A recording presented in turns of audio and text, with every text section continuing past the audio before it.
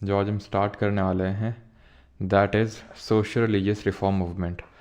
सबसे ज़्यादा important chapter है आपका, ठीक है, ध्यान रखिएगा इस चीज़ को, बहुत इम्पॉर्टेंट है। रिलीजियस यानी कि जो धर्म है, ठीक है, और धर्म का क्या होना है, रिफॉर्म होना है, रिलीजन रिफॉर्म मूवमेंट। तो अब धर्म के रिफॉर्म की बात क्यों आई यहाँ पर 18th और 19th सेंचुरी में? क्योंकि आपको पता है अभी तक ब्रिटिशर्स आ चुके थे। 1757 battle of Plassey, 1764 battle of Buxar. इसके बाद हमें पता है कि इन दोनों में डिसाइसिव बैटल कौन सा था। वैसे दोनों में ही ब्रिटिशर्स की विक्ट्री हुई थी, but battle of Plassey formally अगर हम देखें तो let the foundation of British Raj in India, और जो बची अगर कमी थी वो बैटल ऑफ बक्सर से पूरी हो गई और ये पुख्ता हो गया कि अब ब्रिटिशर्स ही राज करने वाले हैं इंडिया में। अब जैसे ब्रिटिशर्स आए तो वेस्टर्नाइजेशन भी कुछ कुछ यहाँ पर इंडिया में फैलना शुरू किया। वेस्टर्नाइजेशन इन दी सेंस कि जो लिबरल विचार हैं, उदारवादी विचार हैं, क्योंकि धर्म के नाम पे अभी तक बहुत सारी कुरीतियाँ थीं। अब पहले तो हम ये जान लेते हैं कि ये रिफॉर्म और रिवाइवलिस्ट मूवमेंट के बीच में अंतर क्या होता है, क्योंकि इस लेक्चर में मेनली तो रिफॉर्मिस्ट मूवमेंट पढ़ने वाले हैं, लेकिन कुछ रिवाइवलिस्ट मूवमेंट्स के बारे में भी पढ़ने वाले हैं। तो रिफॉर्मिस्ट मूवमेंट वो होते हैं जो which want to bring reform and and social evil, यानी वो रिफॉर्म लाना चाहते हैं। रिफॉर्म किस चीज़ से? जो एग्जिस्टिंग खराब चीज़ें हैं रिलीजन में, जो कुरीतियाँ हैं, उनको हटा के नई चीज़ें लाने का जो प्रोसेस, उसको हम रिफॉर्म बोलते हैं। और जो नई चीज़ें आ चुकी हैं उनको हटा के पुराना फिर से जो हमारी ओल्ड ट्रेडिशन है उस पर वापस जाना, उसको हम रिवाइवलिस्ट बोल सकते हैं। जैसे फॉर एग्जांपल जैसे जो आज हम पहनावा पहनते हैं, ठीक है, तो जैसे लड़कियों को काफ़ी क्रिटिसाइज़ किया जाता है ना, छोटे कपड़े ये सब, तो वो खैर अलग डिबेट है। लेकिन अब हम वो क्या चीज़ है, ये जो आजकल का पहनावा है वो वेस्टर्नाइजेशन है।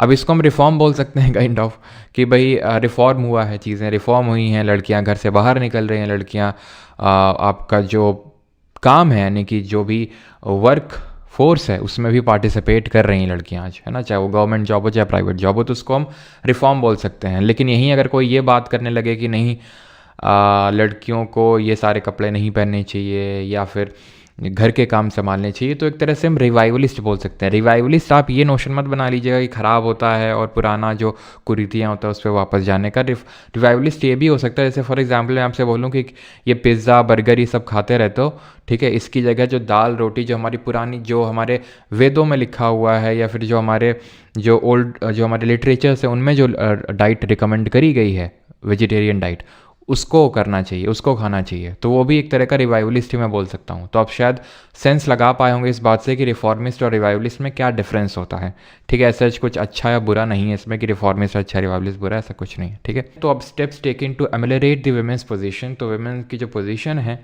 ठीक है, जो ख़राब हो रही थी उसको अच्छा करने में किस किस का रोल था। तो सबसे पहले सती को एबॉलिश किया गया, ख़त्म किया गया सन 1829 में, 1829 में, और इसका क्रेडिट जाता है राजा राम मोहन रॉय को।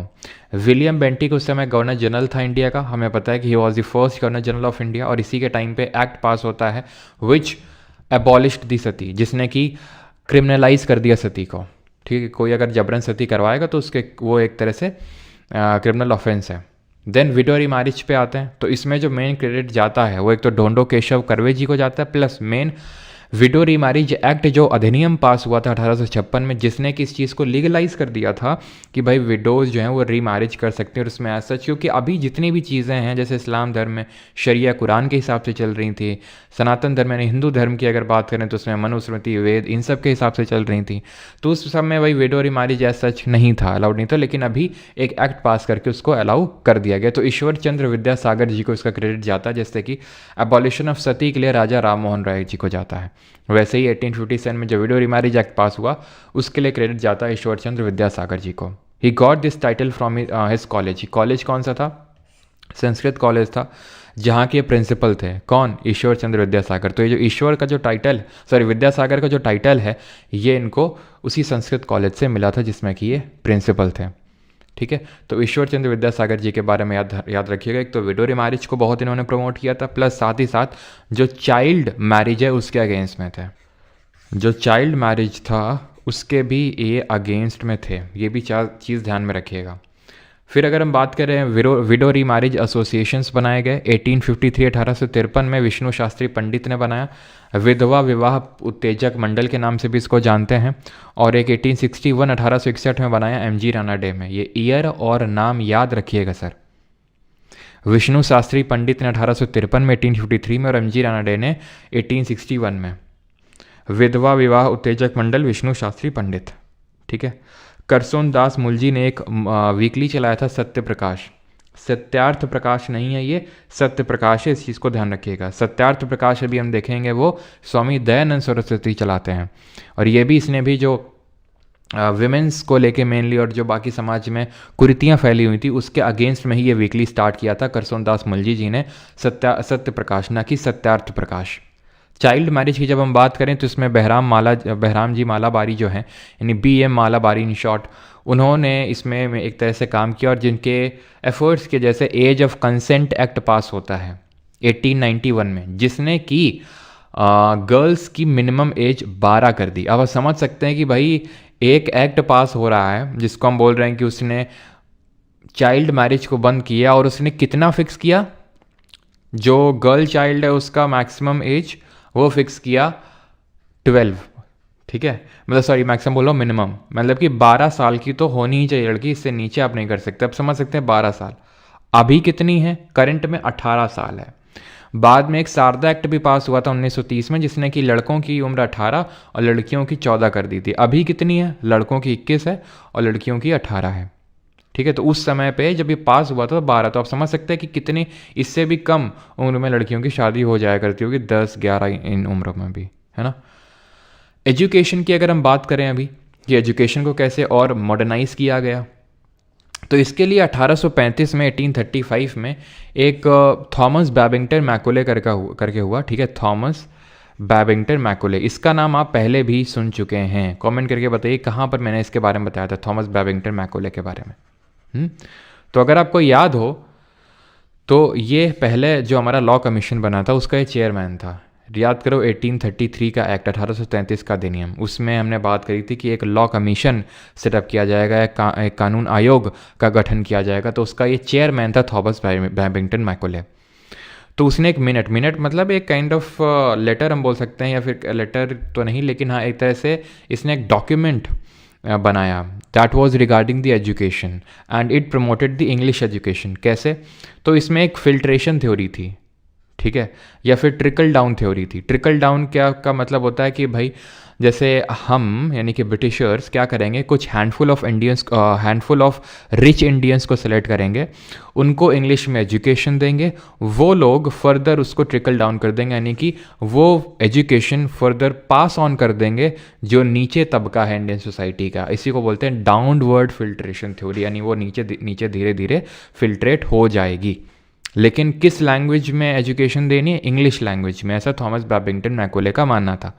ये एक्ट जब आया था तो इस टाइम पे गवर्नर जनरल था विलियम बेंटिक, और इसीलिए इसको father of English education in India भी बोल देते हैं।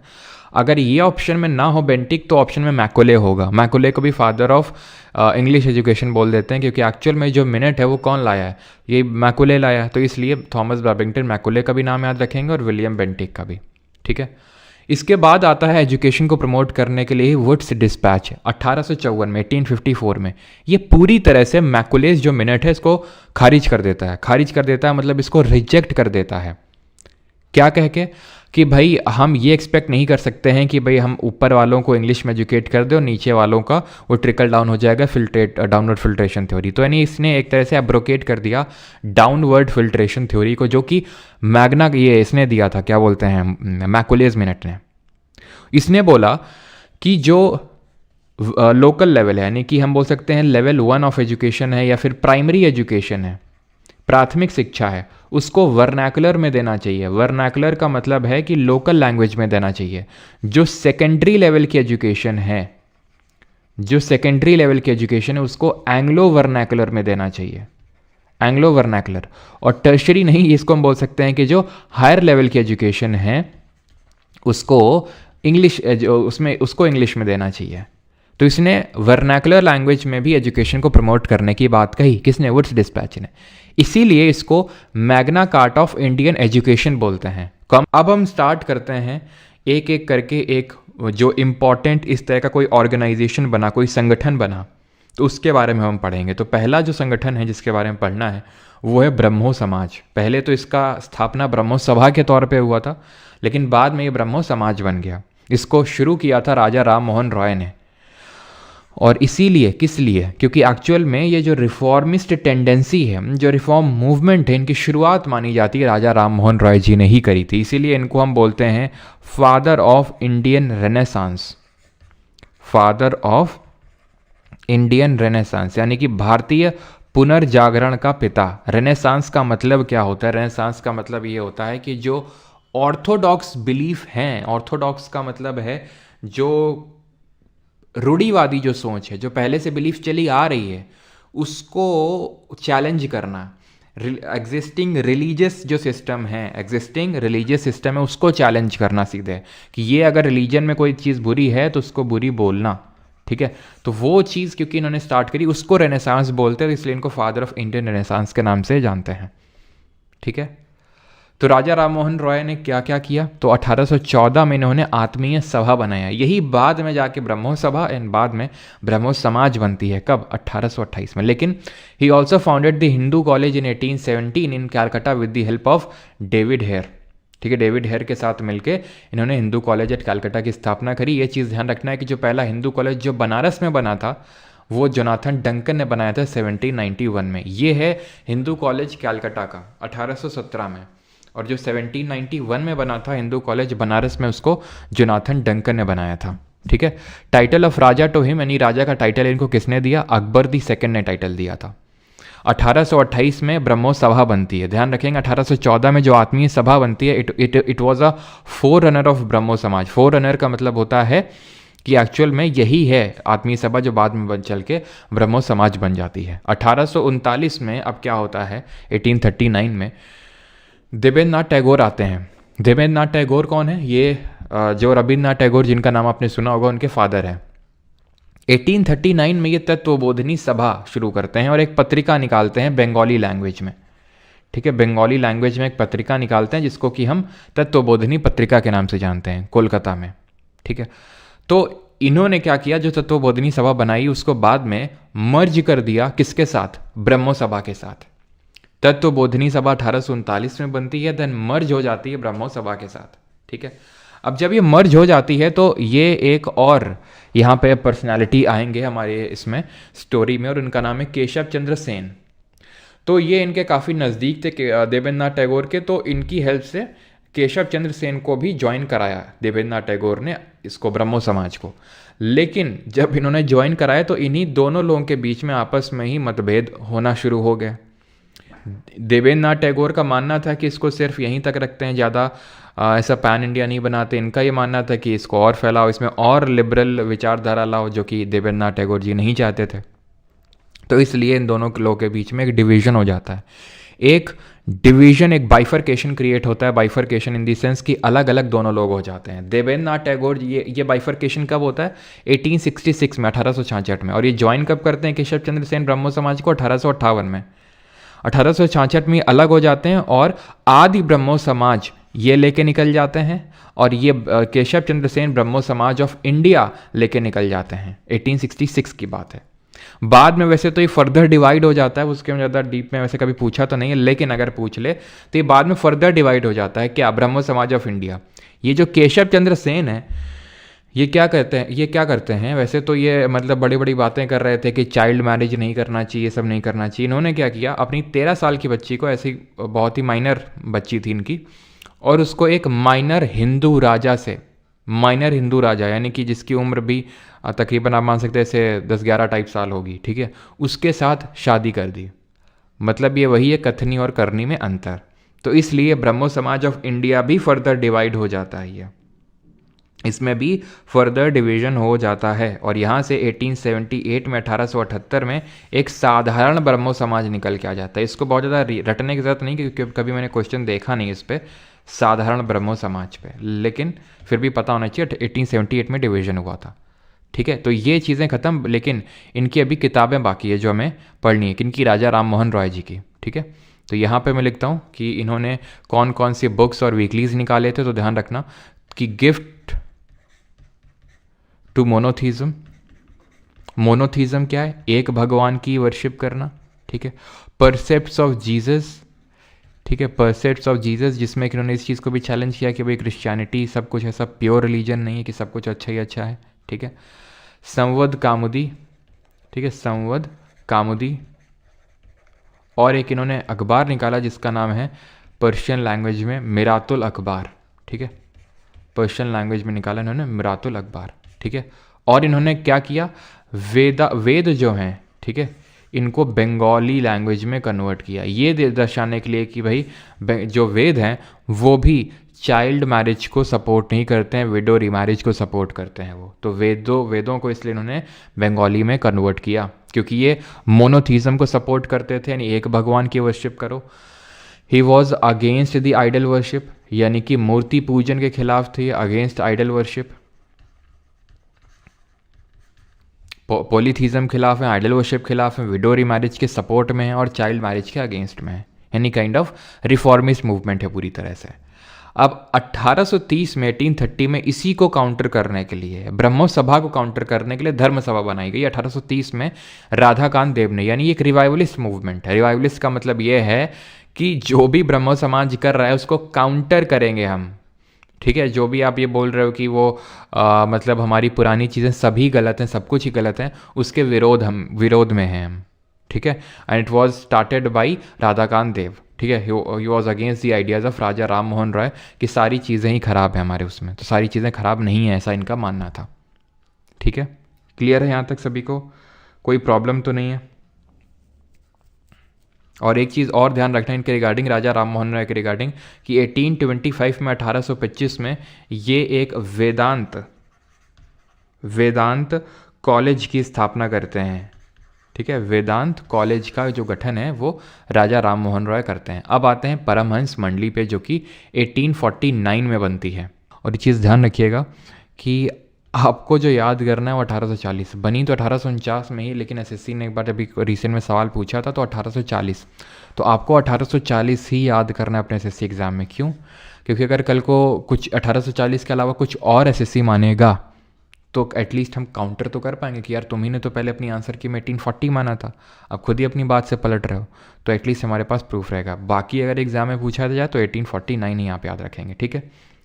किसने बनाया? दादोबा पंडुरंग और मेहताजी दुर्गाराम ने। कहाँ पर? महाराष्ट्र में। सिर्फ इतना ही याद करना है आपको, कहाँ पर बना, किसने बनाया। प्रार्थना समाज अगेन कहाँ बना, किसने बनाया और कब बना? तो 1867 1867 बना। आत्माराम पंडुरंग, ठीक है, आप देख सकते हैं ये परमहंस मंडली महाराष्ट्र में, ये दादोबा पंडुरंग, ये आत्मा पंडुरंग महाराष्ट्र में ही बनी, 1867 में बनी। इसको एमजी रानाडे ने ज्वाइन किया 1870 में, 1870 में ज्वाइन किया किसने? एमजी रानाडे, महाजी गोविंद रानाडे।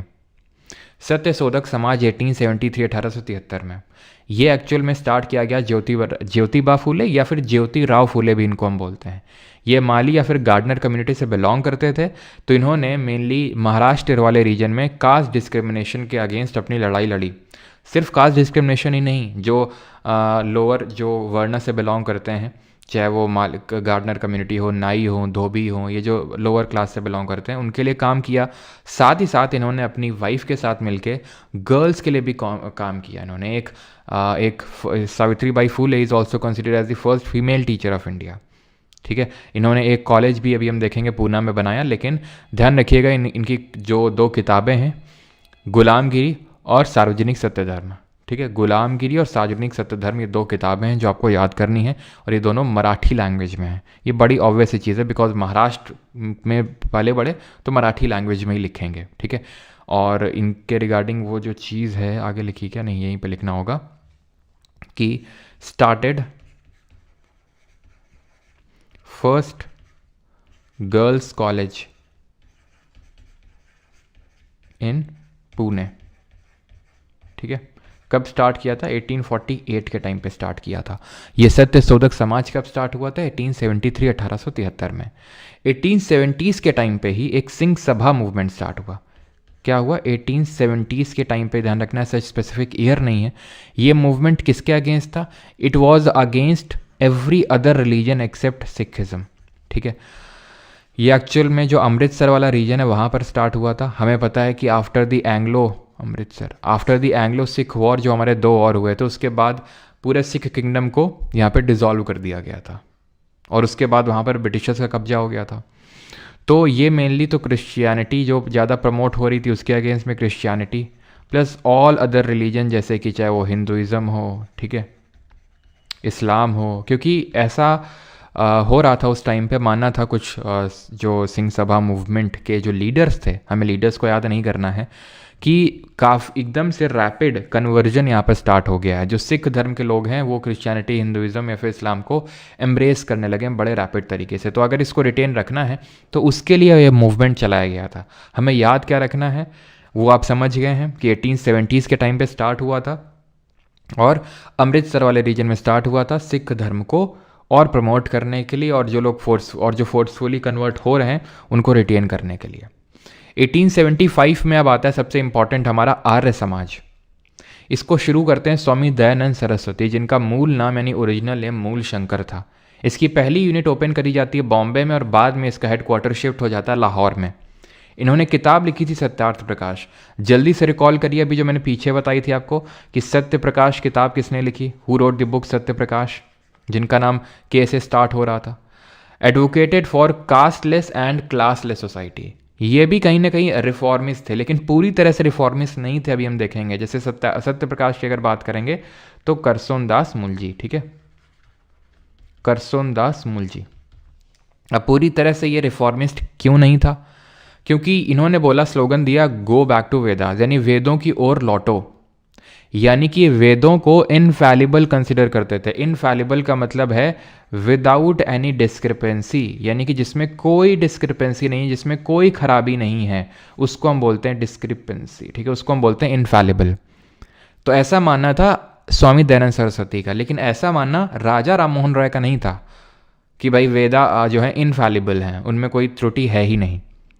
इन्होंने कर्म और रीइंकार्नेशन में बिलीव करते थे और ही supported the chaturvarna system. Chaturvarna system क्या बोलता है कि जो आपका जो चतुर्वर्ण सिस्टम वही है ब्राह्मण, क्षत्रिय, वैश्य, शूद्र, तो उस पर बिलीव करते थे। लेकिन इनका ये मानना था वो जन्म से नहीं कर्म से होना चाहिए। कर्म से मतलब ये है कि जैसे फॉर एग्जाम्पल मैं हूँ, ठीक है, तो मैं चाहे मेरा जन्म चाहे भले किसी भी खानदान में हुआ, किसी भी घर में हुआ हो, लेकिन अगर मेरा पढ़ाने का काम है, मैं आप लोग को पढ़ा रहा हूँ, तो मैं अपने काम से ब्राह्मण हुआ, ठीक है। वैसे हो सकता है कि ठीक है मेरा जन्म है राजपूत फैमिली में हुआ, लेकिन मेरा काम क्या है, पढ़ाने का काम, तो मैं क्या हुआ, मैं हुआ ब्राह्मण, ठीक है। जो ज्ञानी और जो त्यागी होता है वो ब्राह्मण होता है, जो सूरवीर होता है वो क्षत्रिय या फिर राजपूत होता है, जो ट्रेड करता है, व्यापार करने का काम होता है तो वैश्य होता है, ठीक है। और जो शूद्र होता है वो जो एग्रीकल्चरल एक्टिविटीज़ करता है उसको शूद्र कंसिडर किया जाता है। तो इट इज़ बाय वर्क, ये जो मैंने आपको बताया, ठीक है। ऐसा नहीं कि जिस घर में जो आपका जन्म हो रहा है उस हिसाब से आपका डिसाइड होगा वर्ण, ठीक है।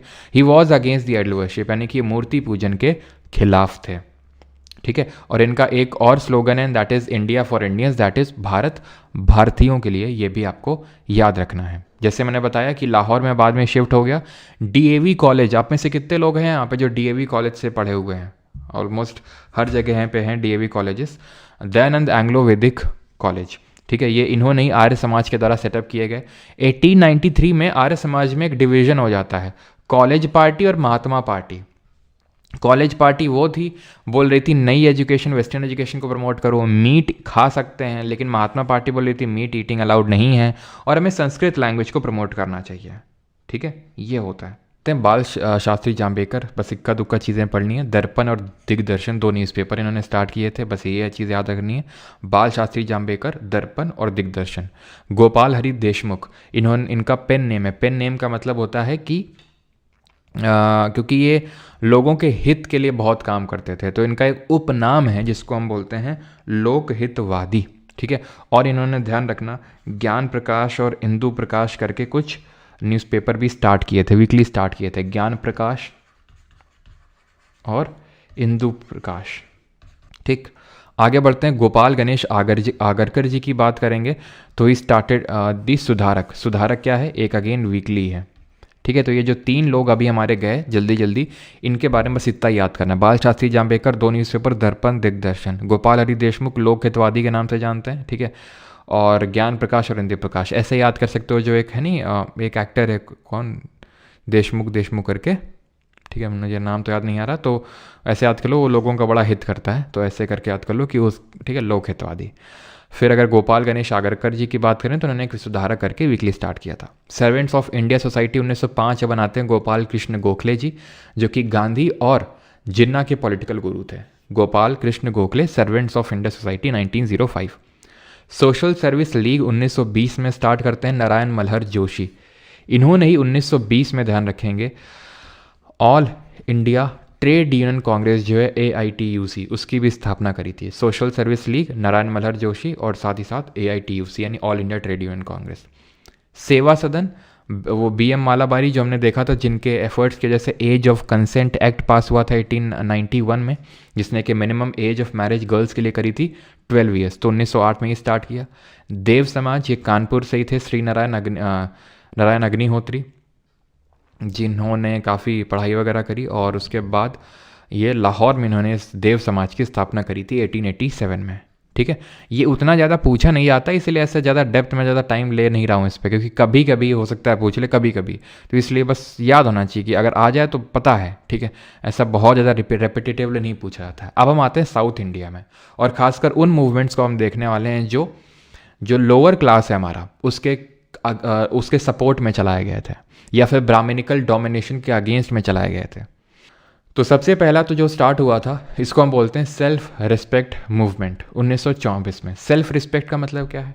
तो एक्चुअल में ये EV रामास्वामी नायकर जी ने शुरू किया था। ये कांग्रेस के पहले सदस्य बने, कुछ साल तक रहे, लेकिन जब इन्हें लगा कि भाई कांग्रेस में रह के ये लोअर क्लास के लिए काम नहीं कर सकते हैं, तो इन्होंने कांग्रेस से रिज़ाइन दिया। और सेल्फ रिस्पेक्ट का मतलब है आत्मसम्मान। इनका मानना था कि जो ब्राह्मणिकल डोमिनेशन हुआ है, उसकी वजह से जो लोअर क्लास है उसका सेल्फ रिस्पेक्ट एकदम चकनाचूर हो चुका है, उसका आत्मसम्मान एकदम चकनाचूर हो चुका है, उसके पास आत्मसम्मान है ही नहीं। उसने एक्सेप्ट कर लिया है कि हमें तो ब्राह्मण्स को सर्व करना है। तो सेल्फ रिस्पेक्ट को फिर से रीगेन करवाने के लिए EV रामास्वामी नायकर ने सेल्फ रिस्पेक्ट मूवमेंट स्टार्ट किया। कहाँ पर? केरल वाले रीजन में, और इसीलिए इनको वहाँ के लोगों ने टाइटल दिया पेरियार। पेरियार आपको पता है केरल की एक नदी भी है। देन एक मूवमेंट और स्टार्ट होता है केरल में ही, एजावा कम्युनिटी से बिलोंग करने वाले श्री नारायण गुरु स्वामी। श्री नारायण गुरु स्वामी ने स्टार्ट किया SNDP मूवमेंट, जिसका फुल फॉर्म है श्री नारायण गुरु धर्म परिपालन मूवमेंट। ठीक है, और इसका मेन एम था क्या? इसका मेन एम था one caste, one religion and one God for all.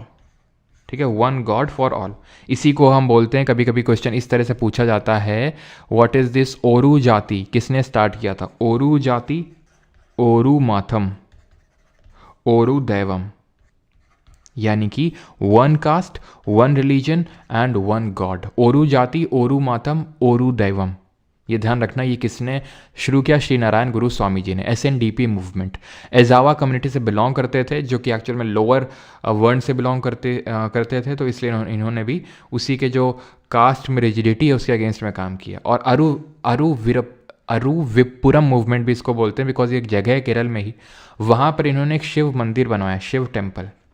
ठीक है, और वहाँ पर जो दलित थे, एक्चुअली में पहले क्या होता था कि दलित की एंट्री अलाउड नहीं थी टेम्पल्स में, तो इन्होंने टेम्पल एंट्री भी अलाउ करी इस मूवमेंट के थ्रू, अरिवोपुरम मूवमेंट। ठीक है, जस्टिस मूवमेंट इसी तरह से स्टार्ट होता है 1917 में।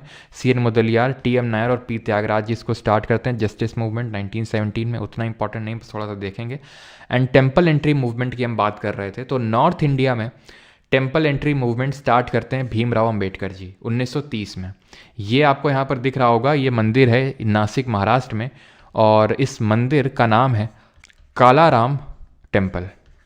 तो अंबेडकर जी ने यहाँ पर दलित्स की एंट्री को अलाउ करवाया था, तो इसलिए यहाँ से टेम्पल एंट्री मूवमेंट अगर हम बात करें, अंबेडकर जी ने शुरू करवाया कालाराम टेम्पल नासिक में, जो कि पड़ता है 1930 में।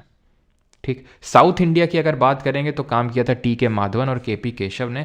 KP केशव ने वैकोम सत्याग्रह चलाया था, और जिसके तहत टेम्पल एंट्री के लिए एक तो अलाउ किया था, प्लस दलित्स के लिए काम किया था KP केशव ने।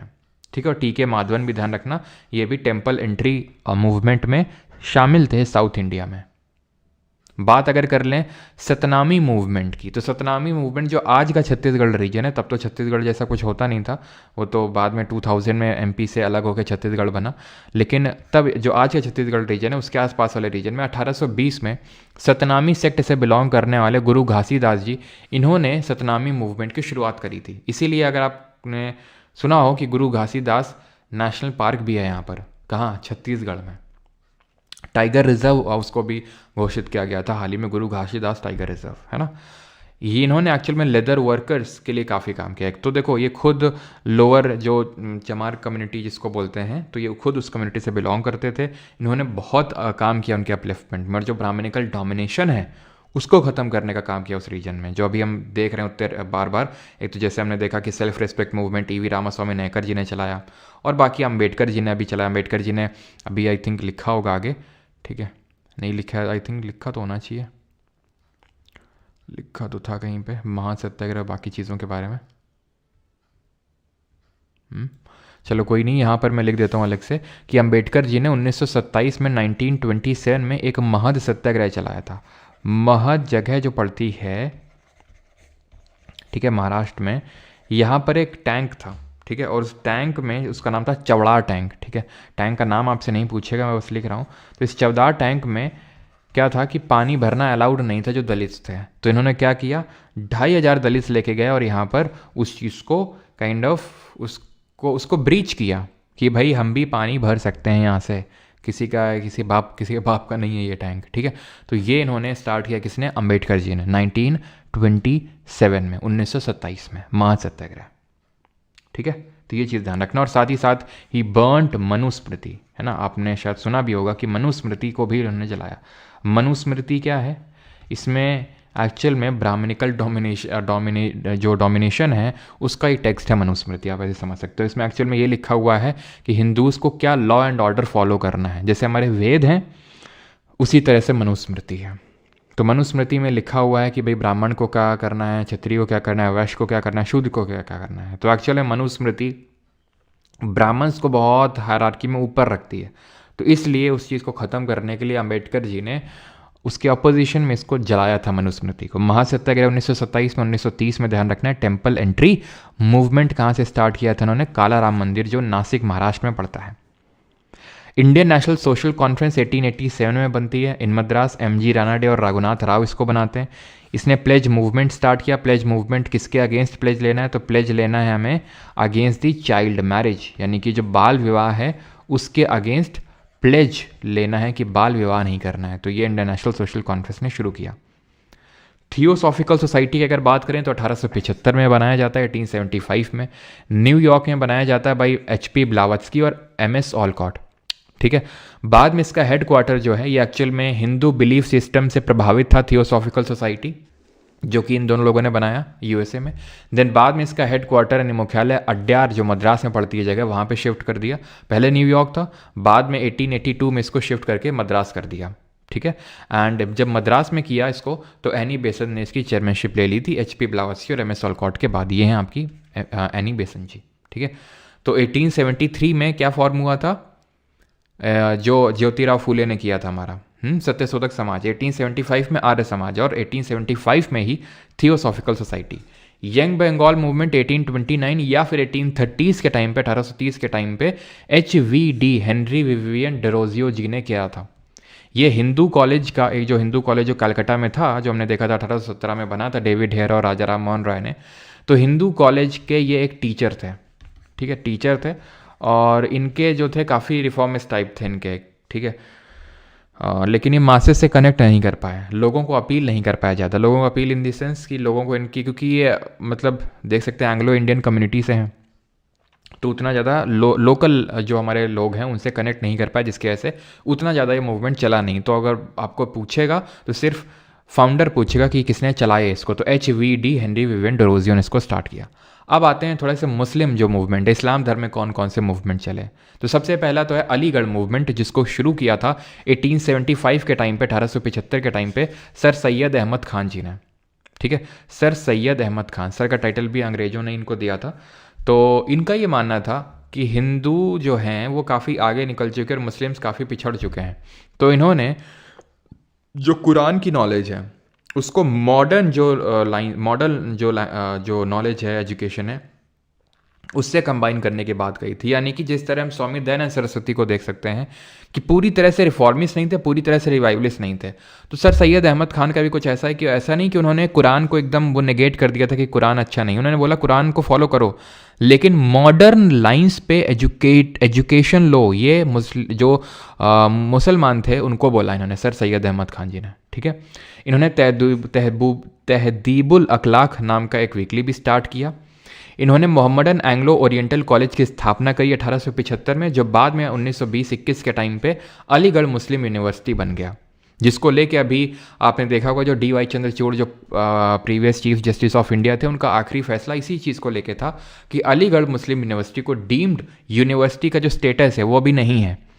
तो डीम्ड यूनिवर्सिटी का स्टेटस मिलने में सच कोई बुराई नहीं है और उसको दिया जा सकता है अलीगढ़ में। अभी उस पर मैंने पूरा एक रील बना रखा है, एक शॉर्ट वीडियो बना रखा है। अगर आपको डीप में जानना है इसके बारे में तो आप सर्च कर सकते हैं AMU या फिर अलीगढ़ मुस्लिम यूनिवर्सिटी परमार SSC, तो आपको शॉर्ट मिल जाएगा। तो उसमें मैंने आपको पूरा समझाया कि किस तरह से यहाँ पे अगर आपको एग्जाम पर्सपेक्टिव से याद करना है तो ये ध्यान रखना है कि 1875 में मोहम्मदन एंग्लो ओरिएंटल कॉलेज बनता है, सर सैयद अहमद खान बनाते हैं, और वही बाद में जाके 1921 के टाइम पे अलीगढ़ मुस्लिम यूनिवर्सिटी हो जाता है, ठीक है।